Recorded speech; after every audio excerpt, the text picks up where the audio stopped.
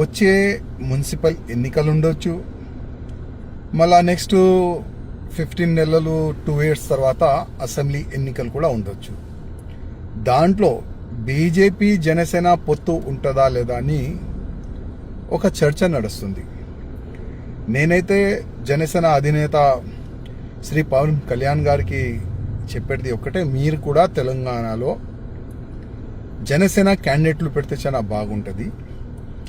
ఎందుకంటే దాదాపు 2014 నుంచి మా వాళ్ళు కాంప్రమైజ్ రాజకీయం చేస్తున్నారు. దానివల్ల మా పార్టీకి చాలా అంటే చాలా నష్టం జరిగింది. అందుకోసం ఇప్పుడు ఉన్న యువకులకి పవన్ కళ్యాణ్ గారంటే చాలా మంచిగా అభిమానం ఉన్నది. జనసేన పార్టీ పరంగా కూడా సోషల్ మీడియాలో జనసేన పార్టీ తెలంగాణలో కూడా క్యాండిడేట్లు పెడితే చాలా బాగుంటుందని ఒక చర్చ కూడా సోషల్ మీడియాలో ఇంకా జనాల్లో కూడా నడుస్తుంది. అందుకోసం దీనిపైన ఒకసారి ఆలోచన చేస్తే చాలా బాగుంటుందని మా పవన్ కళ్యాణ్ గారికి నా ఒక రిక్వెస్ట్ అనుకోండి, అభిప్రాయం అనుకోండి. ఒకసారి దీనిపైన కూడా మీరు ఆలోచన చేయండి. ఎందుకంటే దాదాపు 2014 నుంచి మేమే చూస్తున్నాం, ఎప్పుడో బీజేపీ గవర్నమెంట్ తెలంగాణలో రావాలి, కానీ మా వాళ్ళు వెనుక నుంచి కాంప్రమైజ్ రాజకీయం వల్ల మా పార్టీకి చాలా నష్టం జరిగింది.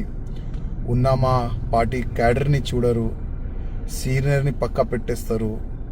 బయట నుంచి చాలా మంది ఒక విశ్వాసం పెట్టుకొని భారతీయ జనతా పార్టీలో వచ్చిన తర్వాత వాళ్ళకి అస్సలు మర్యాద లేక ఉంటుంది. అందుకోసం ఇప్పుడు జనాలు ఏంటంటే ఫస్ట్ 2 బీఆర్ఎస్ రాజ్యం చూసినాము, అప్పుల రాజ్యం అయిపోయింది. రేవంత్ రెడ్డి కాంగ్రెస్ రాజ్యం చూస్తున్నాము, ఇంకా కూడా అప్పుల రాజ్యం అయిపోయింది. అసలు ల్యాండ్ రేట్ కానీ జీరో డెవలప్మెంట్, అన్ని విధాలుగా ప్రజలు రైతులు అందరు కూడా చాలా ఇబ్బందిలో పడిపోయినారు. నెక్స్ట్ ఏ పార్టీకి ఓటేసి గెలిపిద్దాం, ఎవరిని మనం ముఖ్యమంత్రి చేద్దామని ప్రజల్లో కొద్దిగా నడుస్తుంది.